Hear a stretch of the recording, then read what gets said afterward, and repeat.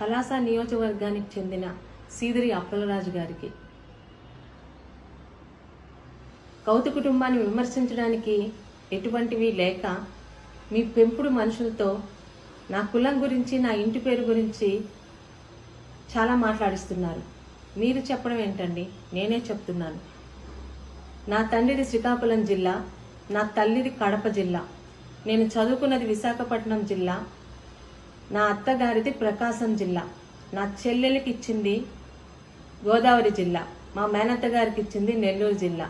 ఇలాగ 2 రాష్ట్రాల్లోనున్న అన్ని జిల్లాలతో నాకు అనుబంధం ఉంది. గౌతు శిరీష ఇంటి పేరు గౌతు శిరీష కాదు, యాలగడ్డ శిరీష, ప్రకాశం జిల్లా వాసి అని, పాడిందే పాడరా పాచిపల్ల దాసరి అని మీ పెంపుడు మనుషులతో ఒకటే మాట్లాడిస్తున్నారు. నా తాత సర్దార్ గౌతు లచ్చన్న సోంపేట నియోజకవర్గానికి 5 సార్లు ఎమ్మెల్యే. నా తండ్రి గౌతు శ్యామసుందర శివాజీ 6 సార్లు ఎమ్మెల్యే. నా పేరు గౌతు శిరీష. నేను బీసీ అమ్మాయిని, కమ్మవారి కోడల్ని. నా భర్త పేరు యార్లగడ్డ వెంకన్న చౌదరి. అయినా కులాల గురించి మీరు మాట్లాడడం చాలా నవ్వొస్తుందండి.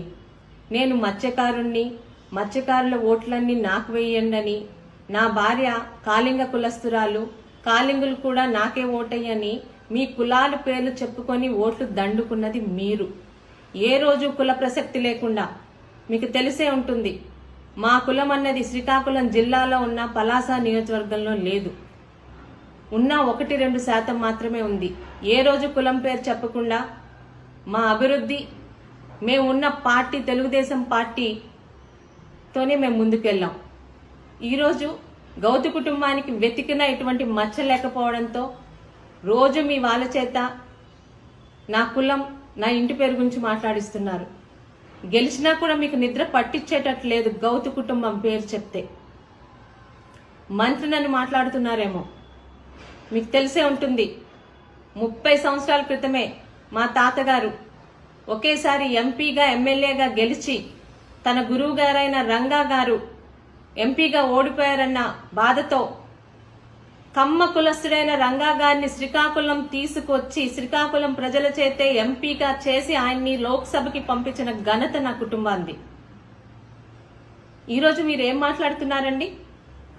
మంత్రి పదవి అంటే తిత్లీ లాంటి ఇబ్బందులు వచ్చినా ₹1 కూడా దానం చేయని పలాసలోని పెద్ద మనుషుల దగ్గర కరోనా పేరు చెప్పి 70 లక్షల రూపాయలు బలవంతంగా వసూలు చేసి మీ ముఖ్యమంత్రి జగన్మోహన్ రెడ్డి గారికి ఇచ్చి మంత్రి పదవి కొనుక్కున్నంత సులభం కాదండి ఆ మంత్రి పదవిని హుందాగా నెరవేర్చడం. ఒక మత్స్యకారుడిగా, ఒక మత్స్యకార శాఖ నిర్వహిస్తున్న మంత్రిగా మీ తోటి మత్స్యకారుల్ని, మీ సొంత మండలమైన వజ్రపు కొత్తూరులో వాళ్ళ మత్స్యకార పింఛన్లు పార్టీల మీద కక్షతో తీసివేసినప్పుడే మీ మంత్రి పదవి హోదా అందరికీ అర్థమైంది. ఆడపిల్లవి, అవగాహన లేదు అని చాలా పెద్ద మాటలు మాట్లాడుతున్నారు. నా అవగాహన ఏంటో మీరు ఇంకా ఇప్పటికే అర్థమవుతుంది, ముందు ముందు కూడా చూస్తారు. ప్రెస్ మీట్లు ఇస్తే పార్టీ ఆఫీస్ని ధ్వంసం చేస్తారా? మీకు మీ పెంపుడు జనాభాకి ఒకటే చెప్తున్నాను, మాటలు కాదు, మీకు ధైర్యం ఉంటే పలాస ఆఫీస్ మీద దాడి చేసి చూపించండి. ఆడపిల్లని అధికారంలో కూడా లేను, ఎటువంటి సెక్యూరిటీ లేకుండా ఒక్కదాన్నే తిరుగుతున్నాను. గాలికి గెలిచారు, ఆ గాలికి మళ్ళీ కొట్టుకోపోకుండా చూసుకోండి.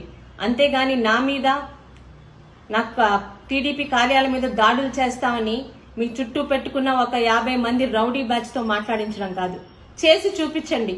రాష్ట్రం మొత్తం మీద పలాసాని, అప్పలరాజు గారిని, రాష్ట్రం మొత్తం అందరినీ మీ వైపు తిప్పించకపోతే అప్పుడు చూద్దురు.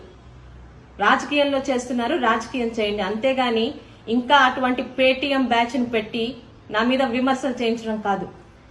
మీరు వాగమన్నట్టల్లా వాగే ఆ పేటీఎం బ్యాచ్ కి రోడ్డు మీద అరిచే 4 కాళ్ళ జంతువులకి ఎటువంటి తేడా లేదు నా దృష్టిలో. అర్థమవుతుంది అనుకుంటాను అప్పలరాజు గారు. ఉంటానండి.